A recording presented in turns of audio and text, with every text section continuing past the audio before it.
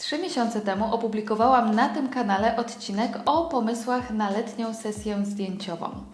Do tej pory to najchętniej oglądany przez Was film, posiadający najwięcej wyświetleń.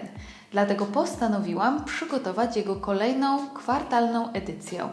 A skoro dzisiaj pierwszy dzień jesieni, to nie ma lepszej pory na podzielenie się z Wami pomysłami właśnie na te jesienne sesje. Inspirację zaczerpnęłam z moich zeszłorocznych wyjazdów, ponieważ na chwilę obecną za oknem jest jeszcze dość zielono.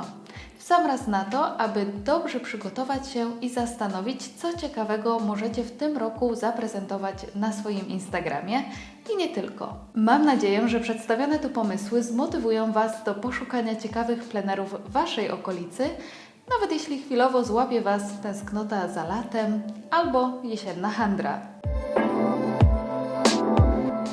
Cześć, tu Marcelina, witajcie na kanale Alternative, gdzie uczymy się tworzyć znakomity content i ogarniać media społecznościowe w konkretny, zaplanowany i kreatywny sposób. Jesień to pora pozwalająca każdemu fotografowi się wyszaleć, wypróbować różne kolory i poćwiczyć color grading w obróbce. Przy okazji wspomnę tylko, że jeżeli macie problem z edycją, to zachęcam Was do obejrzenia jednego z moich poprzednich odcinków na temat najczęściej popełnianych błędów w edycji i jak ich uniknąć. Link do tego filmu wstawiam tutaj u góry oraz w opisie poniżej.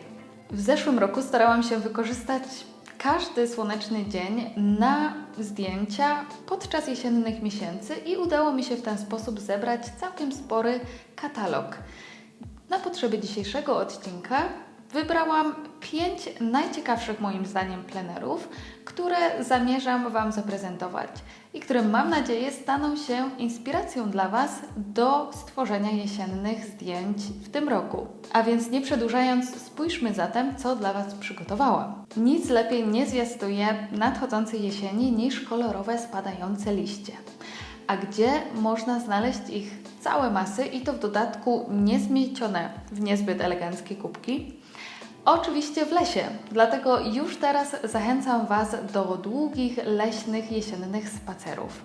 I obiecuję, że podczas tych spacerów nie będziecie w stanie się rozstać z aparatem ani na sekundę.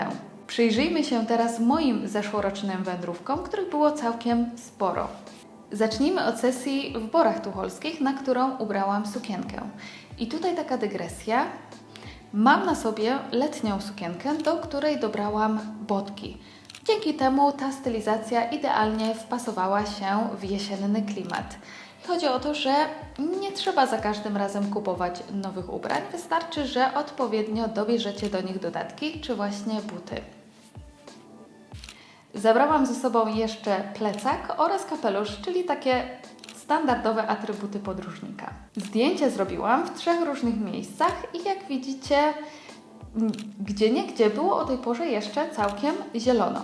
I pokażę Wam teraz mały trik w Lightroomie, za pomocą którego możecie dodać swoim zdjęciom bardziej jesiennego klimatu.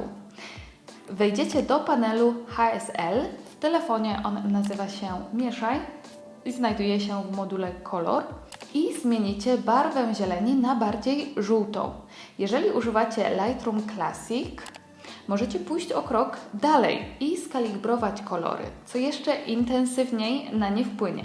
Spójrzcie teraz na oryginalne zdjęcie, następnie po standardowej obróbce, po zmianie barwy koloru zielonego i na koniec po dodaniu kalibracji.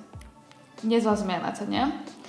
Dajcie proszę znać w komentarzu, która wersja podoba Wam się najbardziej. Podczas kolejnej sesji miałam na sobie leginsy i grube wełniane getry, czyli świetny i tani rekwizyt, w który polecam się zaopatrzyć do jesiennych sesji, ponieważ świetnie komponuje się na przykład z wyższymi botkami. Zabrałam ze sobą również światełka na baterię dodające fotografiom ciepła. Można je kupić za niewielkie pieniądze w takich sklepach jak na przykład Action.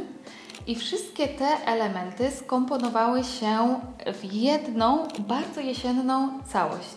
Ostatnia sesja miała natomiast jeszcze inny charakter, można by powiedzieć taki bardziej outdoorowy, a wskazują na to buty trekkingowe, pożyczona od mojego narzeczonego koszula oraz czapka.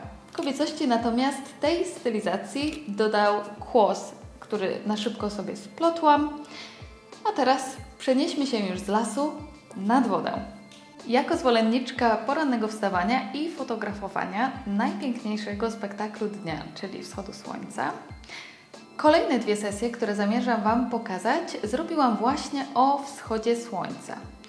Natura odwdzięczyła mi się pięknymi porannymi mgłami, których również możecie się spodziewać, zwłaszcza podczas tych pierwszych jesiennych poranków. Naprawdę warto je wykorzystać do swoich zdjęć, aby stworzyć na nich przepiękną, marzycielską atmosferę. A teraz spójrzmy na pierwsze fotografie zrobione nad jeziorem. Pamiętam, że było wtedy chłodno i wilgotno i chyba nawet musiałam poskrobać wtedy szybę w samochodzie, kiedy jechałam na tę sesję. Dlatego ciepła bluza i czapka są tutaj jak najbardziej uzasadnione. Pamiętajcie, że Wasz komfort jest najważniejszy i nie trzeba zawsze biegać w zwiewnych sukienkach. Osobiście lubię nawet od czasu do czasu pokazać tę bardziej casualową, sportową stronę, którą tak naprawdę noszę i prezentuję na co dzień.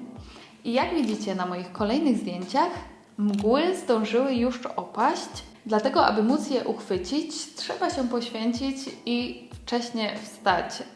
Te zdjęcia były robione już koło godziny 8.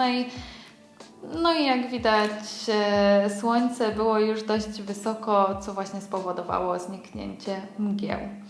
A kolejne zdjęcia powstały w mojej okolicy, czyli nad rzeką Wartą i znów udało mi się trafić na klimatyczną mgłę. A z samego rana, tutaj jak widzicie na tym zdjęciu, postanowiłam nawet ubrać rękawiczki, ponieważ tak było już zimno.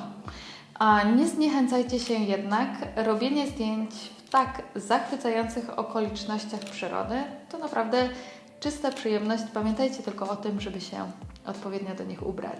Doskonałym miejscem na sesję, i to nie tylko wiosną, jest arboretum lub podobny ogród miejski. Polecam Ci poszukać jakiegoś w swojej okolicy i zaplanować tam jedną ze swoich jesiennych sesji. I chociaż nie będzie już kwiatów, to za piękne tło mogą posłużyć Ci drzewa i krzewy. Spójrz, jak to wyszło u mnie, gdy wybrałam się w listopadzie do pobliskiego arboretum. W takich miejscach ścieżki są zadbane i regularnie sprzątane, co świetnie się sprawdza, żeby ubrać na przykład buty na obcasie. Co więcej, możesz tam znaleźć coś, co Cię zaskoczy i tak właśnie się stało. Na przykład mnie bardzo zaskoczyła ta miejscówka, którą widzicie obok. Nie spodziewałam się takich widoków. Świetnie naprawdę to wyszło. I dodatkowym plusem całego wyjazdu było to, że o tej porze arboretum, nie dosyć, że było już wejście bezpłatne, to jeszcze dookoła praktycznie nie było nikogo. Jeszcze lepszym i ciekawszym miejscem do odwiedzenia jesienią mogą okazać się parki miejskie, krajobrazowe czy narodowe. W każdym z pewnością znajdziecie jakiś interesujący plener do zdjęć. Pierwsze zdjęcia, które Wam pokażę, zrobiłam w Parku Murzakowskim, położonym w województwie lubuskim na granicy polsko-niemieckiej.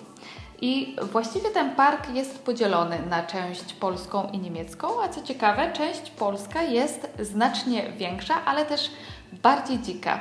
Moim zdaniem obie są równie interesujące i warte zobaczenia. Polecam jednak poruszać się po tym parku rowerem, ponieważ odległości potrafią być naprawdę znaczne. I tutaj pokażę Wam również zdjęcie, na którym właśnie jeździłam rowerem. Pamiętam, że na tę sesję bardzo zależało mi na tym, aby mieć na sobie spódnicę. No i jakoś udało mi się jeździć na tym rowerze w taki sposób, żeby nie wkręciła mi się w pedały. A kolejną sesję przeprowadziłam już w mojej okolicy, czyli w parku otaczającym pałac w Rogalinie. I to jest jedno z moich ulubionych miejsc właśnie w mojej okolicy do robienia zdjęć. I trafiłam wtedy na przepiękne, słoneczne popołudnie. Spędziłam tam chyba z 5 godzin. Zrobiłam naprawdę sporo zdjęć, ale pokażę Wam tylko te, moim zdaniem, najlepsze. I moje główne akcesoria do tej sesji stanowiły liście i aparat.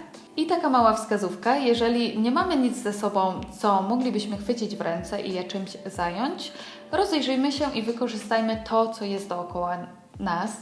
A jesienią jest to dużo łatwiejsze właśnie ze względu na leżące na ziemi liście, które po prostu możemy podnieść. Więcej na temat tego, co zrobić z rękoma, kiedy nie wiemy, co z nimi zrobić podczas pozowania, mówiłam w moim poprzednim odcinku, do którego również link zostawiam tutaj u góry, a także w opisie na dole. Na koniec zostawiłam coś, co dla niektórych może być świetną zabawą i oczywistym plenerem do wykorzystania do swoich jesiennych sesji, ale dla innych może stanowić po prostu zbyt oklepany banał, czyli dyniowe miasteczka. Mi jednak nie przeszkadzają takie ustawione miejscówki i z chęcią z nich skorzystałam w zeszłym roku. Udało mi się znaleźć takie dwa. Przyciągają one nie tylko dzieciaki, ale również dorosłych i najczęściej dynie, które się tam znajdują, można kupić.